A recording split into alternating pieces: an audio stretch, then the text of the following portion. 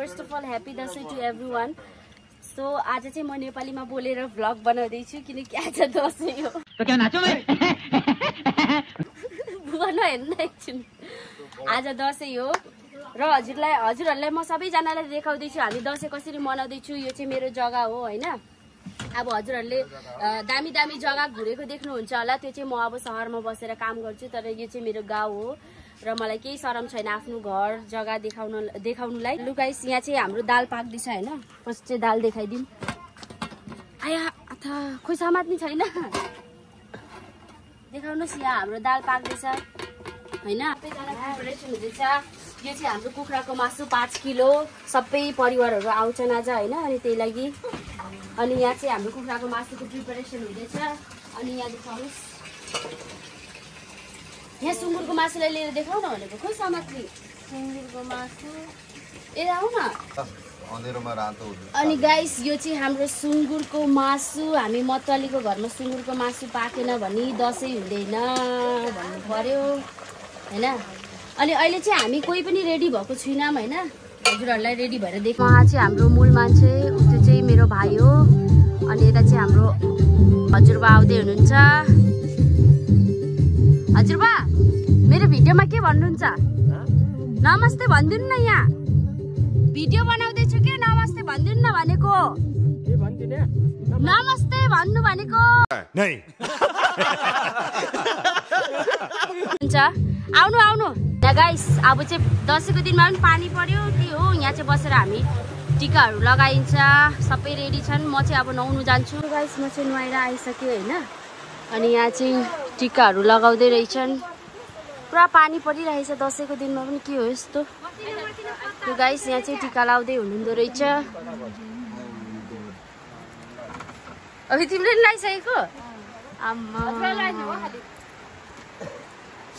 यहाँ चाहिँ हाम्रो हजुरआमा अनि हजुरबा।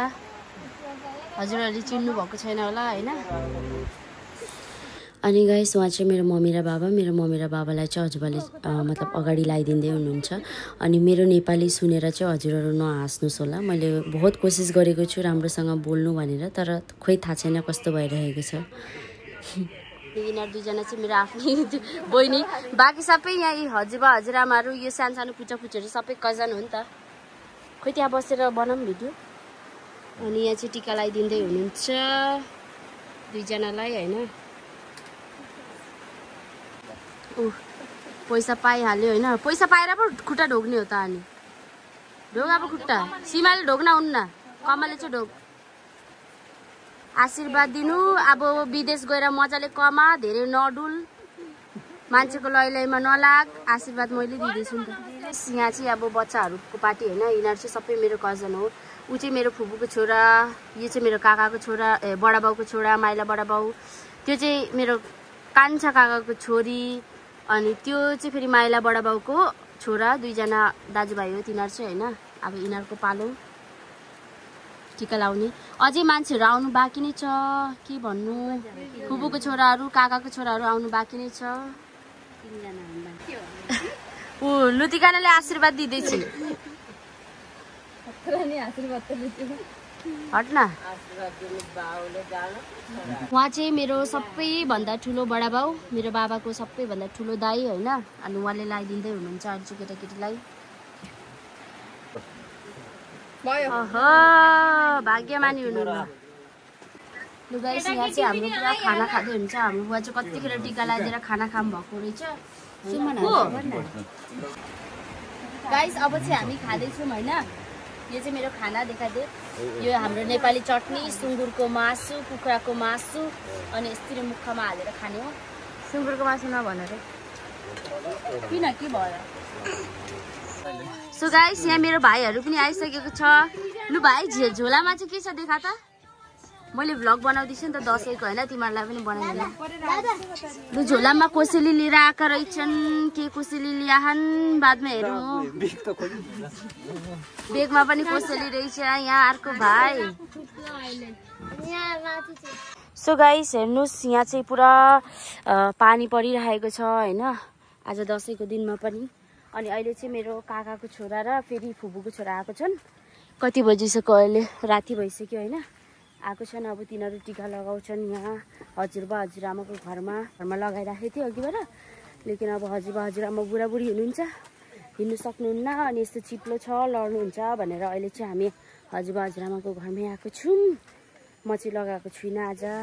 गाइस यिनीहरू चाहिँ बल्ल आइपुग्यो होइन। यो चाहिँ मेरो काकाको छोरा, कान्छा काकाको छोरा, अनि ऊ चाहिँ मेरो कान्छी फुपूको छोरा, ऊ पनि कान्छी फुपूको छोरा, उसको भाइ। अब बल्ल यिनीहरू अहिले टिका लाउनु आँटेको छन्। आज चाहिँ नेपालीबाट भ्लग बनाइदिएको अरे नि त। ल गाइस होइन, यहाँ चाहिँ आज मेरो भाइहरूलाई बल्ल बल्ल बल्ल बियर जबरजस्ती पिलाउँदैछु मैले, किनभने हामी मतवालीकोमा चाहिँ बियर पिएन भने छोरा मान्छे होइन अरे कि, त्यही लागि म पाहुनाज्यूलाई पनि एउटा जबरजस्ती टकार दिएको, खोइ पिउनु सक्दिनँ भन्नुहुन्थ्यो। अब क्या कर रहे यार तू? मजाक है क्या? ल्याउ न ल्याउ, किन सरम गरेको भाइ, ल्याउ। कतिवटा पिन्छ भने तिम्रो के भन्छ अरे, अब फर्स्ट टाइम पिके एउटाले हुन्छ होला नि होइन। अब नलेको अरे यहाँ चाहिँ हाम्रो माइलाबा के खाँदै हुनुहुन्थ्यो होइन। त्यो उयो पाउने बित्तिकै 25 रुपियाँ चाहिँ खानु थाल्नु हुँदैछ बच्चाहरू जस्तो। के अरे यो जुस के भन्छ। अनि यहाँ पनि यिनीहरू जुस नै पिउँदैछन्। यहाँ केटाकेटीहरू पुरा लिची जुस पिउँदैछन् होइन। मम्मीले पनि पिउनु आएको आएको छक्कै हो। उनीहरू चाहिँ बाउ छोरा। अनि यहाँ चाहिँ मेरो भाइहरू सबैजना खाए पिएर नाचगान रमाइलो गर्नु थाले, किनकि आज दसैँ हो। अनि आजको दिन चाहिँ यहाँ यिनीहरू सबैजना यहीँ बस्छन्, रमाइलो गर्छन् र भोलि बिहानै उठेर जान्छन् सबैजना आफ्नो आफ्नो काममा। के गर्नु, अब चाडबाडमा त सबैजना भेट हुन्छ नि। सो गाइस दसैँ चाहिँ खत्तम हुनु आँटिसक्यो, तर यिनीहरूको नाचगान अझै खत्तम भएन। मेरो भ्लग खत्तम भयो तर यिनीहरूको नाचगान अझै खत्तम भएन। रातभरि नाचे यिनीहरू। अब सबै थोक मैले भिडियोमा हाल्नु सक्दिनँ होइन। जति मैले क्याप्चर गर्न सकेँ मैले त्यति भिडियोस मतलब हालेको छु। त आजको भ्लग यही खत्तम हुन्छ guys. Thank you so much for watching my video. अनि त्यहाँबाट लाइक कमेन्ट सेयर गरिदिनु हुनेछ भन्ने आशा गर्दछु। र आजको भ्लग चाहिँ खत्तम हुन्छ ल।